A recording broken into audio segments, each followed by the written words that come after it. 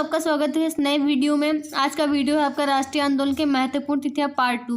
Part 1 में मैंने पहले ही आपको डिस्क्राइब कर दिया है। जो मैंने वीडियो, जिन लोगों ने अभी तक वो वीडियो नहीं देखा है वो मेरे चैनल पर जाकर वो वीडियो देख सकते हैं। और गाइस जी, आपको इन्फॉर्मेशन देनी है कि मैंने अपने चैनल का नाम बदल दिया है, तो आप लोग कन्फ्यूज बिल्कुल नहीं होंगे। एसएस की दुनिया था जिसे मैंने एसएस की स्टडी लाइव कर दिया है। चूँकि मैं स्टडी वाले ही वीडियोस बनाऊंगी इसलिए मैंने अपने चैनल का नाम बदल दिया है, तो आप लोग बिल्कुल भी संकोच मत कीजिएगा, इसी चैनल पे बने रहिएगा। तो आज का टॉपिक उसी पहले वाले से ही रिलेटेड है, मतलब उसी का पार्ट 2 है। इसमें भी बहुत ही इंपॉर्टेंट चीज़ें मैं डिस्क्राइब की हूँ, तो आप वीडियो में अंत तक बने रहिएगा। जो लोग पहली बार विजिट करें वो लोग सब्सक्राइब करें, ताकि जो मैं नई वीडियोज़ बनाऊंगी वो आप तक जल्दी पहुँच जाएंगे। तो स्टार्ट करते हैं आज के सेशन को। तो गाइज, आज के सेशन में पहला जो आपका टॉपिक है वो है बंगाल विभाजन एवं स्वदेशी आंदोलन। अब हम बात करेंगे बंगाल विभाजन क्या है एवं स्वदेशी आंदोलन क्या है। ये कब हुआ? 1905 ईस्वी में हुआ। बंगाल विभाजन एवं स्वदेशी आंदोलन 1905 ईस्वी में घटित हुए।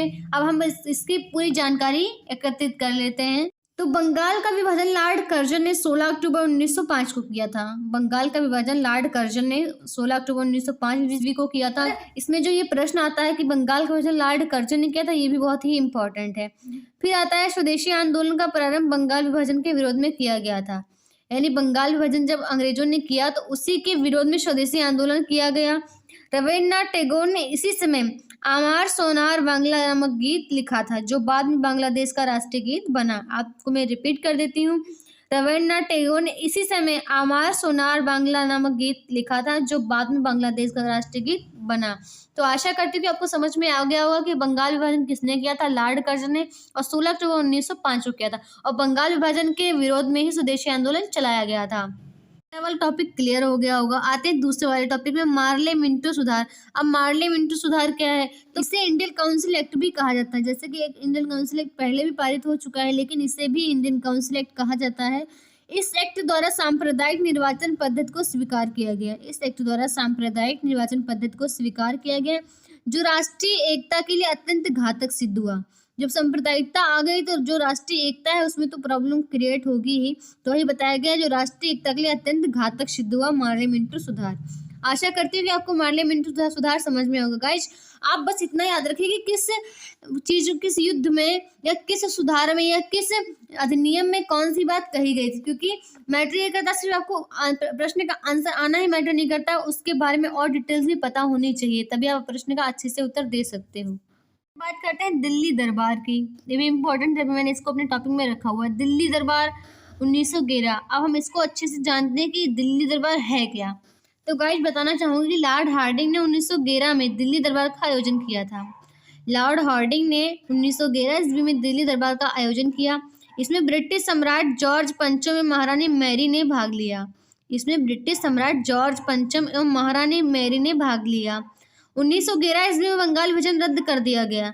जो 1905 में बंगाल विभाजन ये हुआ आपका, वो 1911 में रद्द कर दिया गया तथा दिल्ली को राजधानी बनाने का निर्णय हुआ। जब बंगाल विभाजन 1911 में रद्द हुआ तो दिल्ली को राजधानी बनाने का निर्णय लिया गया। 1912 ईस्वी में दिल्ली भारत की राजधानी बनी। अब आपके लिए एक बहुत ही इंपॉर्टेंट बन जाती है कि दिल्ली जो है भारत की राजधानी कब बनी। तो 1912 ईस्वी में दिल्ली भारत की राजधानी बनी। ये आप नोट कर लीजिएगा, बहुत ही इंपॉर्टेंट है, क्योंकि ये तो सबको पता है कि भारत की राजधानी कौन, नई दिल्ली, लेकिन कब बनी ये भी पता होना चाहिए। तो गाइस, ये भी ध्यान रखिएगा कि 1905 में बने बंगाल विभाजन को 1911 में रद्द कर दिया गया था। आते ही होम रूल लीग की स्थापना। आशा करती हूँ कि आपको 3 टॉपिक क्लियर हो गए। मैंने पूरी कोशिश की अच्छे से अच्छे समझाने के लिए, बस डिपेंड करता है कि आप कितनी अच्छे से समझ पाते हो, कितने अच्छे से रिवीजन करते हैं। गाइस, मेरी यही आपसे रिक्वेस्ट है कि आप साथ साथ में लिखते भी रहिए, ताकि आपके नोट्स बहुत ही अच्छे बने, ताकि आपको कोई भी टॉपिक छूटेगा नहीं। करते हैं होम रूल लीग की स्थापना। ये भी बहुत ही इंपॉर्टेंट है। होम रूल लीग की स्थापना 1916 ईस्वी में हुई। कब हुई? 1916 ईस्वी में। अब हम होम रूल लीग की स्थापना में पहला पॉइंट आप नोट कर लीजिएगा। बाल गंगाधर तिलक ने अप्रैल 1916 में बेलगांव पूना में इसकी स्थापना करी। कब करी? बेलगांव में अप्रैल 1916 में करी थी। ये आपका पहला पॉइंट हो जाता है। इन्होंने अप्रैल में किया। अब आता है एनी बेसेंट का नाम। एनी बेसेंट ने सितंबर 1916 में Akhil Bharatiya home rule league की स्थापना करी। एनी बेसेंट ने अपने पत्र कॉमनवेल्थ और न्यू इंडिया से तथा तिलक ने मराठा एवं केसरी के माध्यम से लीग का प्रचार प्रसार किया था। अब यहाँ पे बात क्या की गई है कि दोनों लोगों ने कैसे प्रचार किया। तो एनी बेसेंट ने अपने पत्र कॉमनवेल्थ और न्यू इंडिया से तथा तिलक ने मराठा एवं केसरी के माध्यम से ये प्रचार प्रसार किया। तो आपका होम रूल लीग की स्थापना पता चल गया होगा कि होम रूल लीग की स्थापना क्या है और इसमें क्या बताने का प्रयास किया गया है और स्थापना किसने की। तो याद रखिएगा, होम रूल लीग की स्थापना अलग है और Akhil Bharatiya home rule league की स्थापना अलग है। बस ये है कि सन एक ही है, मंथ चेंज है और स्थापनाकर्ता भी चेंज है। अब आते हैं गांधीवादी युग। तो गांधीवादी युग भी बहुत ही इंपॉर्टेंट, क्योंकि इसमें एक टॉपिक ने मैंने 3 चीज़ें अच्छे से समझाने का प्रयास किया। आप लोग वीडियो में अंत तक बने। अगर आपको मेरा सेशन पसंद आ रहा है तो लाइक करके कमेंट सेक्शन में बताएं और ज़्यादा से ज़्यादा लोगों तक शेयर करें। कि गांधीवादी युग की, तो गांधीवादी युग कब से चला? 1919 से 1947 ईस्वी तक चला। अब इसमें और क्या बताया कि जो गांधी जी के प्रारंभिक आंदोलन थे उनको भी मैंने बताया यहाँ पे, तो आप लोग देख लीजिएगा। Champaran Satyagraha, it is very very important इस point of view of exam. तो चंपारण सत्याग्रह कब हुआ? 1917 ईस्वी में हुआ। कहाँ पे हुआ? बिहार में। किस कारणवश हुआ? तिनकठिया प्रथा के खिलाफ हुआ। जो बिहार में तिनकठिया प्रथा थी उसके खिलाफ चंपारण सत्याग्रह हुआ। ये महात्मा गांधी ने किया था। कब किया? 1917 में और बिहार में किया। फिर आता है आपका खेड़ा सत्याग्रह। इसे खेड़ा आंदोलन भी कहते हैं, सत्याग्रह भी आप कह सकते हो। खेड़ा सत्याग्रह हो गया 1918 ईस्वी में। कहाँ पे हुआ? गुजरात में। महात्मा गांधी ने ही तीनों आंदोलन किए। और इसमें क्या कारण था कि आंदोलन हुआ? बढ़े हुए लगान के खिलाफ विद्रोह किया गया, यानी बढ़े हुए लगान के खिलाफ ये सत्याग्रह किया गया 1918 ईस्वी में गुजरात में। फिर गाइस बात करते हैं अहमदाबाद मिल मजदूरों का आंदोलन। अहमदाबाद मिल मजदूरों का आंदोलन भी गुजरात में ही है, 1918 ईस्वी में और गुजरात में हुआ। प्लेग बोनस को लेकर आंदोलन, गांधी जी द्वारा पहली बार भूख हड़ताल का प्रयोग किया गया। यानी का आंदोलन जो ये हुआ था कि गांधी जी ने इसी में भूख हड़ताल करी थी, क्योंकि प्लेग बोनस को लेकर आंदोलन ये किया गया था। तो आशा करती हूँ आपको ये तीनों आंदोलन समझ में होंगे। ये गांधी जी के प्रारंभिक आंदोलन थे और बहुत ही इंपॉर्टेंट होते हैं, हर एग्जाम्स में आते ही हैं। तो अब बात करते हैं आगे वाले प्रश्न की। बात करते हैं गाइस रोलेट एक्ट की। ये भी बहुत ही इंपॉर्टेंट है। जैसे रोलेट एक्ट आपका हो गया, जलियांवाला बाग हत्याकांड हो गया, खिलाफत आंदोलन हो गया। गाइस ये सन एक ही है, इसलिए मैंने एक साथ लिखा हुआ, आप देखने का प्रयास कीजिएगा कि तीनों सन एक ही हैं, लेकिन घटनाएं अलग हैं, तिथियां अलग हैं। इसलिए बहुत ही इंपॉर्टेंट तरीके से आपको पढ़ना होगा रोलेट एक्ट। मतलब ये आप एक तरीके से नोट्स बनाइए कि आपको ये कन्फ्यूजन हो कि रोलेट एक्ट कब हुआ, जलियांवाला बाग हत्याकांड कब हुआ, खिलाफत आंदोलन कब हुआ। तो इस तरह कन्फ्यूजन नहीं क्रिएट करें। एक साथ लिखिए, मैंने एक साथ लिखा हुआ है ताकि आपको पढ़ने में आसानी रहे। फिर बात करते हैं रोलेट एक्ट। इसे बिना वकील, बिना अपील, बिना दलील का कानून कहा गया था। ऐसे प्रश्न आता है कि बिना वकील, बिना अपील और बिना दलील का कानून कौन सा है, कौन सा एक्ट है, तो आप रोलेट एक्ट का नाम लिखिएगा। फिर इसी में बात करेंगे थोड़ी और। गांधी जी ने रोलेट एक्ट को काला कानून कहकर संबोधित किया था, यानी रोलेट एक्ट जो बना गांधी जी ने उसे काला कानून कहकर संबोधित किया था। तो आपको समझ में आ गया होगी रोलेट एक्ट आखिर में है क्या। ये मार्च 1919 ईस्वी में बना। फिर बात करते हैं गाइस जलियांवाला बाग हत्याकांड। कौन नहीं जानता इस निर्मम हत्याकांड के बारे में। बहुत ज़्यादा जनरल डायल है, जिस प्रकार से दोनों रास्तों को बंद करके गोलियां चलाई थी, उस हिसाब से इतने लोग मारे गए थे कि कहा ही ना जा सकता। कि हत्याकांड हुआ था 13 अप्रैल 1919 को। इस तिथि को शायद ही कोई भूल पाए। 13 अप्रैल 1919 को अमृतसर पंजाब में जलियांवाला बाग हत्याकांड हुआ था। यानी जो जलियांवाला बाग हत्याकांड है वो कहाँ हुआ? पंजाब अमृतसर में हुआ। डॉक्टर सत्यपाल और सैफुद्दीन किचलू की गिरफ्तारी के विरोध में हो रही जनसभा पर अंग्रेजों ने डॉक्टर सत्यपाल और सैफुद्दीन किचलू को गिरफ्तार किया था। उसी के विरोध में वहां पे भारतीयों की जनसभा हो रही थी, जहां जनरल डायल ने अंधाधुंध गोलियां चली, जैसे मैंने आपको बताया, जिसमें लगभग 1000 लोग मारे गए थे। गाइस ये सिर्फ अनुमानित है, लेकिन बहुत लोगों की मृत्यु हुई थी। जलियांवाला बाग हत्याकांड के विरोध में रविन्द्रनाथ टैगोर ने सर की उपाधि दे दी थी, वापस कर दी थी, मतलब तथा जमुनालाल बजाज ने राय बहादुर की उपाधि वापस लौटा दी थी। ये घटना थी कि जिन जिन लोगों को अंग्रेजों ने को उपाधि थी उन लोगों ने यह उपाधि वापस कर दी थी। यानी जो हमारे रविन्द्रनाथ टैगोर है उन्होंने सर की उपाधि वापस कर दी थी और जमुनालाल बजाज ने राय बहादुर की उपाधि वापस कर दी थी। तो आशा करती हूँ कि आपको जलियांवाला बाग हत्याकांड समझ में आ गया होगा। अगर आपको कोई भी क्वेरीज हो तो आप कमेंट सेक्शन में पूछ सकते हैं। अब खिलाफत आंदोलन क्या है, ये कब हुआ? 1919 ईस्वी में। अब हम इसकी पूरी डिटेल्स जानने का प्रयास करेंगे। खिलाफत आंदोलन टर्की के समर्थन में चलाया गया आंदोलन था। टर्की के समर्थन में चलाया गया एक आंदोलन था या एक धार्मिक आंदोलन था। जो खिलाफत आंदोलन आपका धार्मिक आंदोलन था। भारत में मोहम्मद अली और शौकत अली बंधु थे दोनों। मोहम्मद अली और शौकत अली ने इस आंदोलन की शुरुआत करी थी। कब करी थी? 1919 में। आशा करती हूँ वो खिलाफत आंदोलन समझ में आएगा। मैं एक बार और बताने का प्रयास करती हूँ। खिलाफत आंदोलन टर्की के समर्थन में चलाया गया था और एक धार्मिक आंदोलन था। मोहम्मद अली और शौकत अली ने इस आंदोलन की शुरुआत करी थी। तो बढ़ते हैं आगे की तरफ। अब आता है स्वराज पार्टी का गठन। ये भी बहुत ही इंपॉर्टेंट है, अब हम इसकी बात करेंगे। बात करें स्वराज पार्टी के गठन की, तो इसका गठन 1923 ईस्वी में मोतीलाल नेहरू ने और CR दास ने किया था।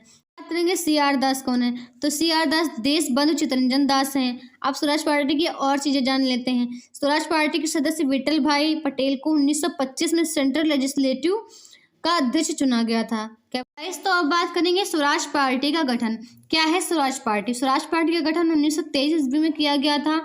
स्वराज पार्टी का गठन मोतीलाल नेहरू और CR दास ने किया था। CR दास का पूरा नाम है चित्तरंजन दास, देशबंधु चित्तरंजन दास। स्वराज पार्टी के सदस्य विठल भाई पटेल को 1925 ईस्वी में सेंट्रल लेजिस्लेटिव केंद्रीय विधानमंडल का अध्यक्ष चुना गया था। सेंट्रल लेजिस्लेटिव क्या है? केंद्रीय विधानमंडल। तो आशा करती हूँ कि आपको स्वराज पार्टी का गठन समझ में आ गया होगा। अब बात करते हैं साइमन कमीशन भारत आया। गाइस, पहले मैंने आपको बताया कि साइमन कमीशन की नियुक्ति कब हुई। अब हम बात करेंगे साइमन कमीशन भारत कब आया। साइमन कमीशन 3 फरवरी 1928 को साइमन कमीशन भारत आया।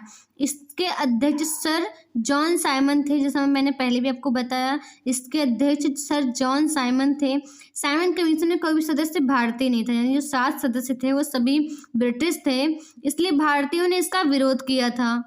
लाला लाजपत राय की मृत्यु साइमन कमीशन के विरोध के दौरान लाठीचार्ज से हुई थी।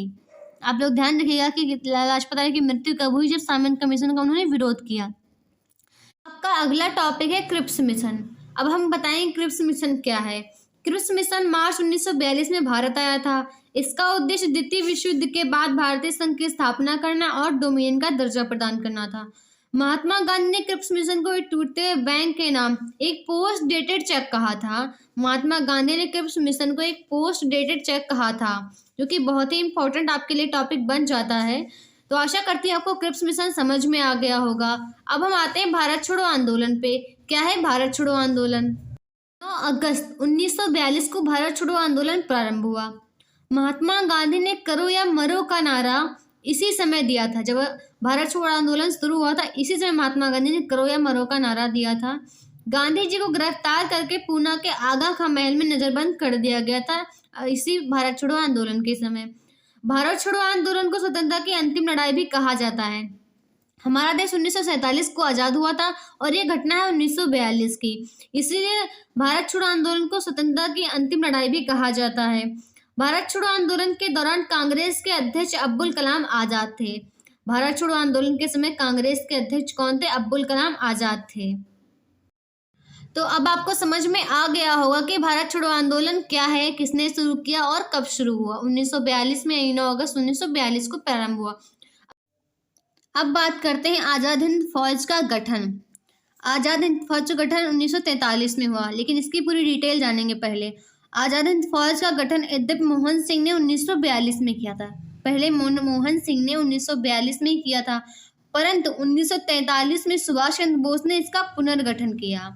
1942 में मोहन सिंह ने तो कर दिया था, परंतु 1943 में सुभाष चंद्र बोस ने इसका पुनर्गठन किया था। तो गाइस, जब आपको पता चल गया होगा कि आज़ाद हिंद फौज का गठन किसने किया था। अब बात करते हैं कैबिनेट मिशन योजना की। कैबिनेट मिशन योजना क्या है? कैबिनेट मिशन मार्च 1946 को भारत आया। पैथिक लॉरेंस इसके अध्यक्ष थे। कैबिनेट मिशन के अध्यक्ष कौन थे? लॉरेंस, पैथिक लॉरेंस अध्यक्ष थे इसके। संविधान सभा का निर्माण कैबिनेट मिशन योजना के तहत हुआ था। संविधान सभा का निर्माण कैबिनेट मिशन योजना के तहत हुआ था। तो आप समझ गए होंगे कैबिनेट मिशन क्या। अब बात करते हैं लॉर्ड माउंटबेटन योजना एवं भारत का विभाजन। मैंने आपसे पहले ही बताया है थंबनेल में कि मैं 1857 से 1947 तक की आपको पूरी घटनाओं का उल्लेख बताऊंगी, तो मैं वही आपको बताने का प्रयास कर रही हूँ। भारत के अंतिम अंग्रेज गवर्नर जनरल लॉर्ड माउंटबेटन थे। आप समझते रहिएगा, पॉइंट टू पॉइंट लिखते रहिएगा। भारत के अंतिम अंग्रेज गवर्नर जनरल लॉर्ड माउंटबेटन थे। भारत का विभाजन 3 जून योजना या लॉर्ड माउंटेन योजना के आधार पर किया गया था। अभी आप समझने का प्रयास कीजिएगा। भारत का विभाजन 3 जून योजना या लॉर्ड माउंटबेटन 15 अगस्त 1947 को भारत स्वतंत्र हुआ, जबकि पाकिस्तान 14 अगस्त 1947 को अपना स्वतंत्रता दिवस मना चुका था। भारत स्वतंत्रता अधिनियम 18 जुलाई 1947 को ब्रिटिश सम्राट ने हस्ताक्षर किए थे। भारत स्वतंत्रता अधिनियम पर 18 जुलाई 1947 को ब्रिटिश सम्राट ने हस्ताक्षर किए थे। भारत की स्वतंत्रता के समय इंग्लैंड के प्रधानमंत्री क्लीमेंट एटली थे तथा गवर्नर जनरल लॉर्ड माउंटबेटन थे। भारत की स्वतंत्रता के समय इंग्लैंड के प्रधानमंत्री क्लीमेंट एटली थे तथा गवर्नर जनरल लॉर्ड माउंटबेटन थे। स्वतंत्र भारत के प्रथम एवं अंतिम भारतीय गवर्नर जनरल श्री राजगोपालाचारी थे। तो आशा करते हैं कि आपको समझ में आ गया होगा कि भारत की स्वतंत्रता प्राप्ति की कब हुई और किस प्रकार से हुई। और आशा करते हैं कि आपको ये सेशन समझ में आया होगा और आपने अपने नोट्स भी बनाए होंगे। इसी तरह सेशन में बने रहिए। तो अगर आपको मेरा वीडियो अच्छा लगा तो इसे शेयर कीजिए और जिन लोगों ने अब तक सब्सक्राइब नहीं किया सब्सक्राइब कीजिएगा। Thank you so much. जय हिंद, जय भारत।